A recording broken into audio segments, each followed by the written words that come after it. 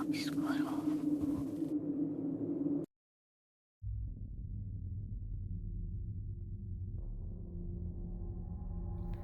Olá, sou o Walter Luiz, sou baiano de Salvador e a minha experiência se deu há muitos anos atrás. Eu nunca contei a ninguém, mas fazendo pesquisas sobre licantropia, encontrei seu canal no YouTube e criei coragem. Eu era um jovem pastor de 23 anos. Isso aconteceu em 1993. Fui mandado para uma cidade no interior da Bahia chamada Santa Inês. E lá, após 4 meses de ministério, vi chegar uma moça muito linda. E eu já estava muito decepcionado com o protestantismo e já pensava em ir embora daquele lugar. Foi então que ela surgiu, ali no templo. Ela se chamava Sandra e não era só linda, mas tinha um olhar que parecia me hipnotizar. Começamos a conversar e no mesmo dia fomos namorar. Fizemos aquilo numa casa abandonada. E uma semana depois, numa noite de lua cheia, muitas pessoas no bairro ouviram uivos, mas eu nunca tinha ouvido um cão uivar daquele jeito. Mas depois de alguns minutos, passou e na manhã seguinte, um fiel do templo, no dia do culto, me pediu orientação. Segundo ele, uma vaca de leite de sua roça, que ficava a 400 metros do templo, tinha sido atacado por um animal. Ele disse que era uma onça e me perguntou se seria pecado pegar uma arma para caçar o bicho.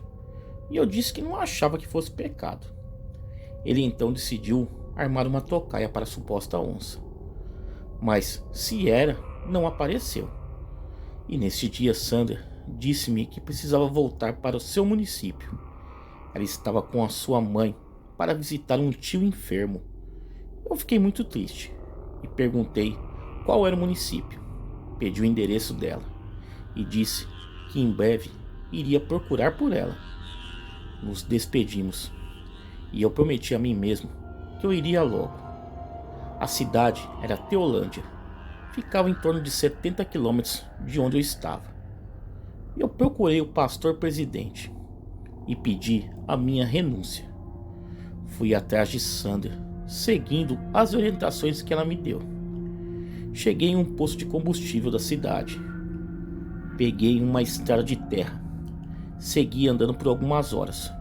Foi quando eu vi uma mata muito fechada. Já era 3 horas da tarde. Eu não me sentia perdido, só ansioso para rever aquela mulher que me havia enfeitiçado. Entrei mata dentro. Não foi difícil, pois já tinha servido o exército e me sentia bem confortável. Finalmente, era quase 6 horas da tarde e eu vi o pé de jaca que ela me indicou como referência. E depois de 20 minutos, cheguei num barraco de adobe, ou seja, de barro.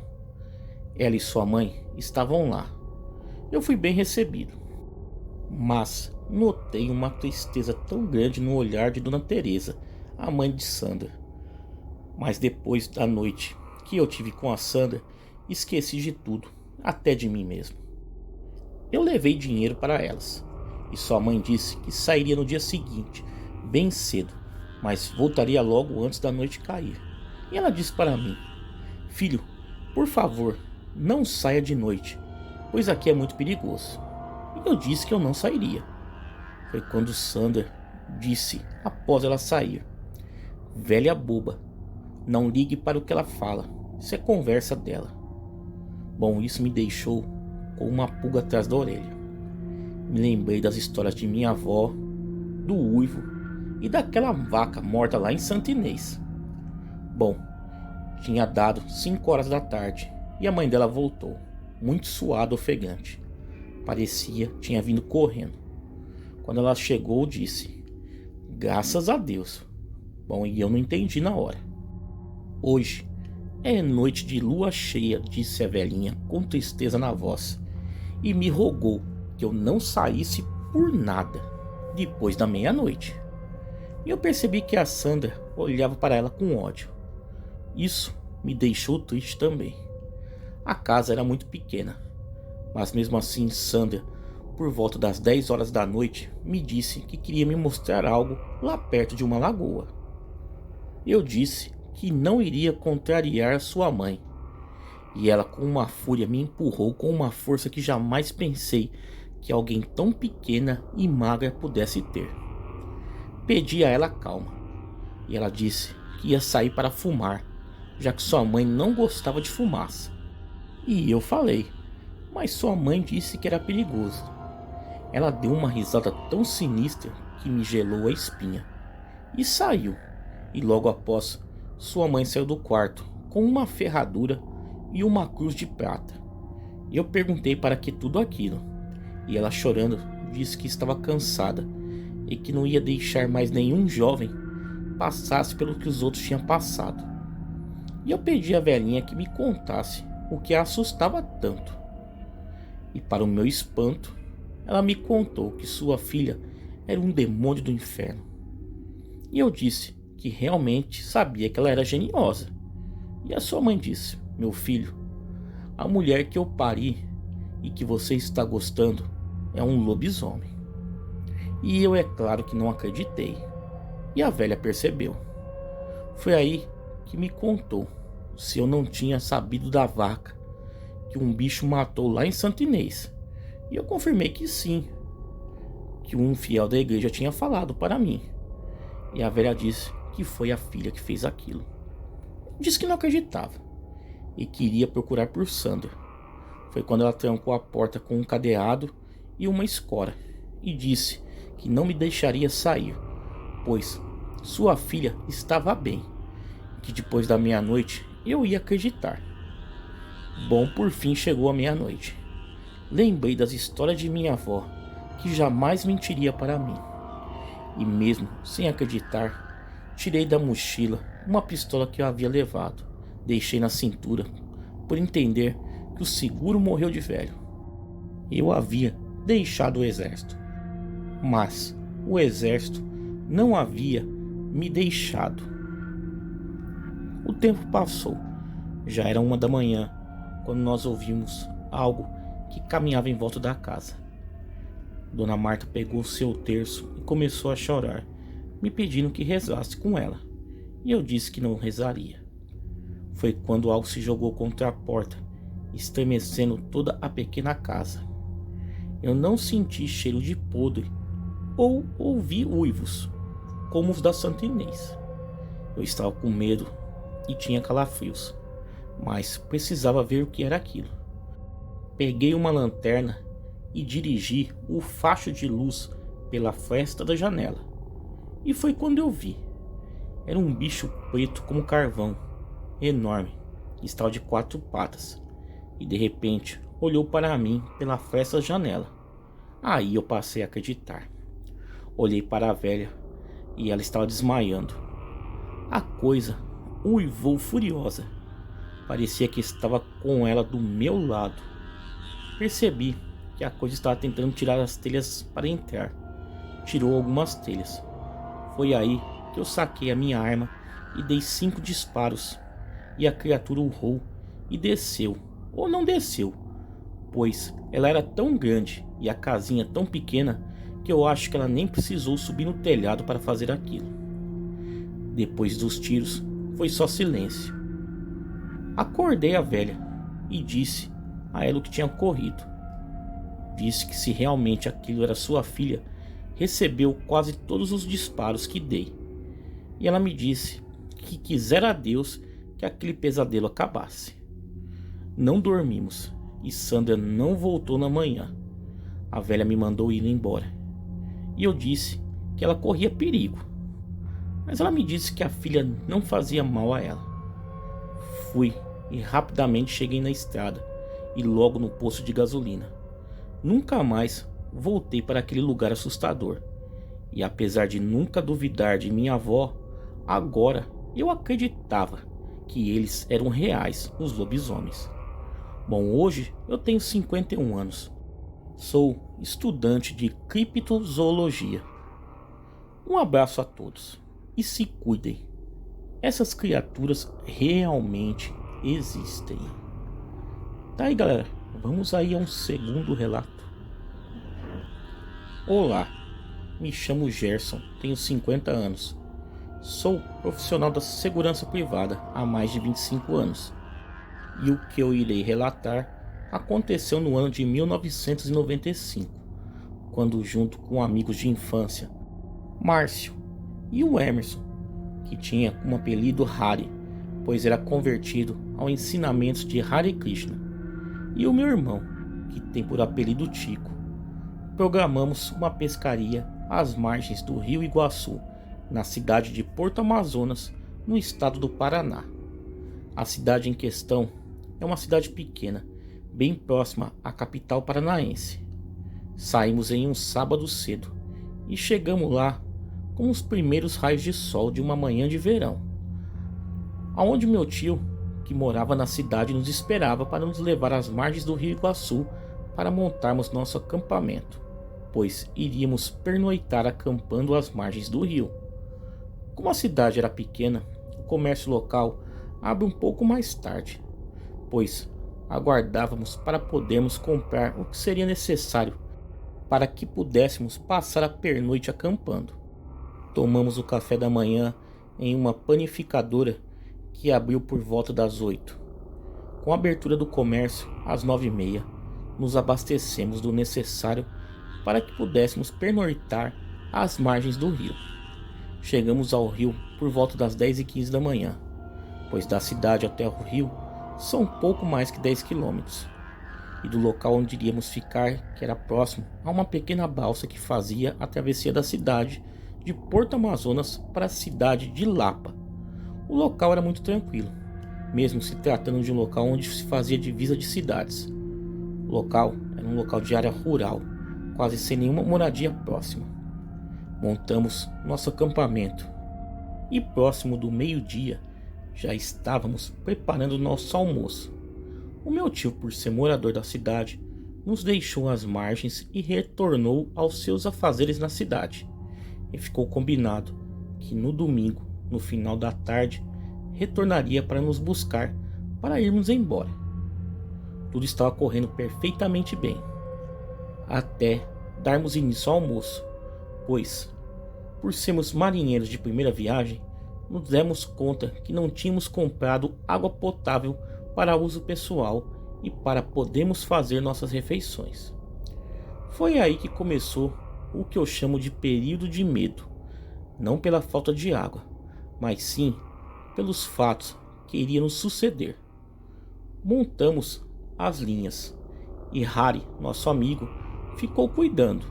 E foi quando eu, o meu irmão Tico e o meu amigo Márcio saímos em busca de água potável para o nosso uso. Pegamos uma caixa de isopor onde trouxemos mantimentos e conversamos com um balseiro que nos orientou que o sítio mais próximo seria para o lado da Lapa. O mesmo nos atravessou e após uns 18 minutos caminhando, chegamos a um sítio que tinha a cara de ser muito antigo, com estruturas do tempo colonial e uma varanda que parecia que logo iria cair, pois um lado estava mais baixo que o outro, pois a estrutura já era velha. Batemos palmas no intuito que alguém nos atendesse, mas não houve resposta de ninguém do sítio. Olhamos em volta e não vimos nenhuma torneira onde poderíamos pegar água, que naquela altura já nos fazia falta. Observamos que tinha um pomar com bastante frutas e bastante laranja, e devido à necessidade da situação, resolvemos pegar algumas laranjas no compromisso de que, se alguém aparecesse, contaríamos nossa história e pagaríamos pelas frutas que havíamos pego. O Márcio, meu amigo, e o meu irmão Tico pularam a cerca e começaram a pegar algumas laranjas. Foi quando um disparo de arma de fogo de alto calibre aconteceu. O meu coração parou por alguns minutos, pois o meu irmão caiu da árvore. Uma senhora de idade bem avançada saiu na varanda com uma espingarda na mão, e ela foi até onde estavam meu amigo e meu irmão e, com a arma em punho, disse que nunca se deve roubar um cigano, Percebi que eles tentaram explicar o que estava acontecendo e, com as carteiras em mãos, tentavam pagar pelas frutas que haviam pego, mas a idosa, com a arma em punho, amaldiçoava os mesmos e os tocava de suas terras.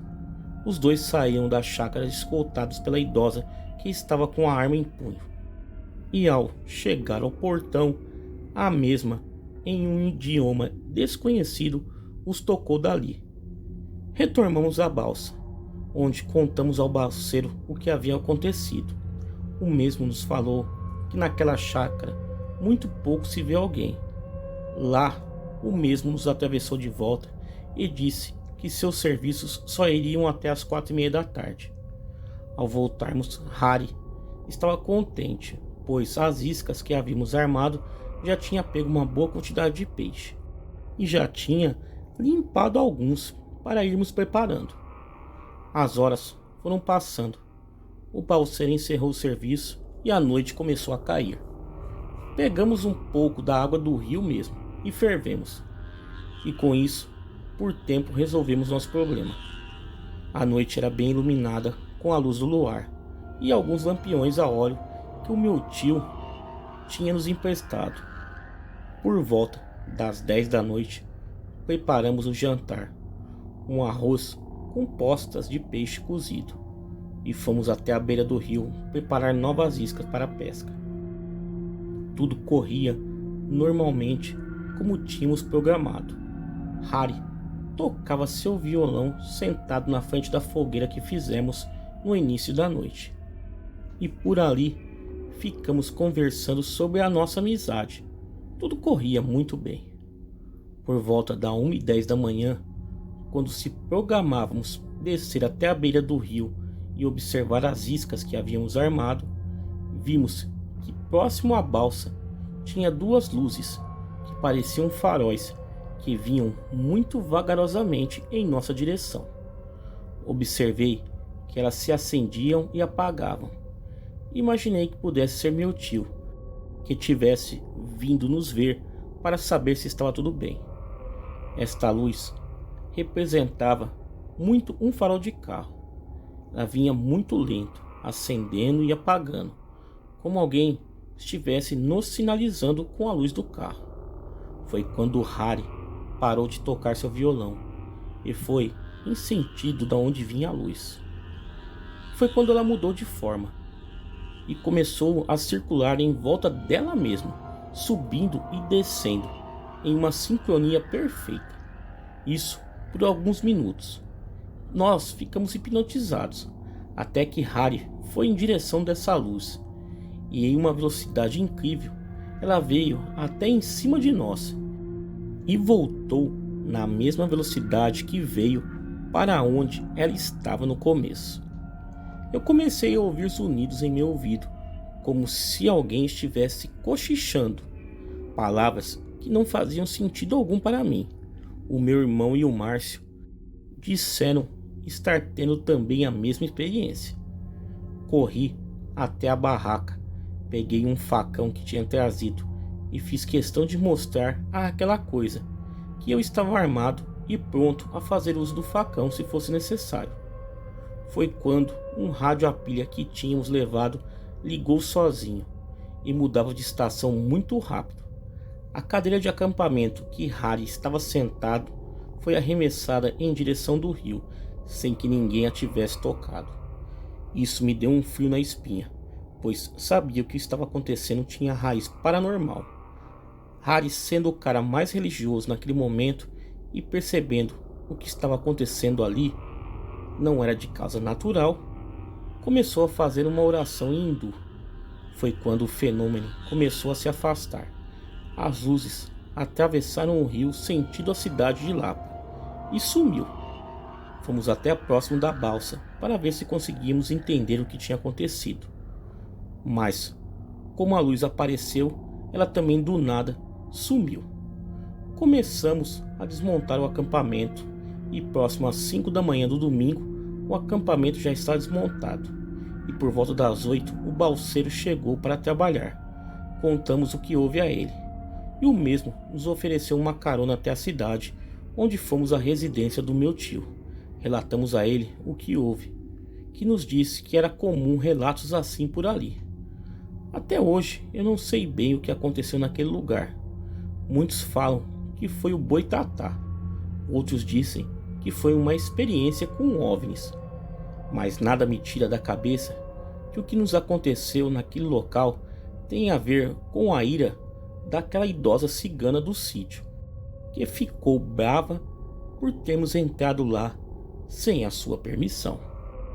Bom, tá aí galera, 2 relatos sensacionais enviados ao canal. Quem tiver relatos iguais a esse e quiser enviar ao canal, o e-mail está aparecendo na tela e também está na descrição do vídeo. Galera, me sigam lá nas redes sociais, Facebook, Instagram, Twitter, todos os links aí embaixo na descrição desse vídeo. Galera, muito obrigado e até a próxima.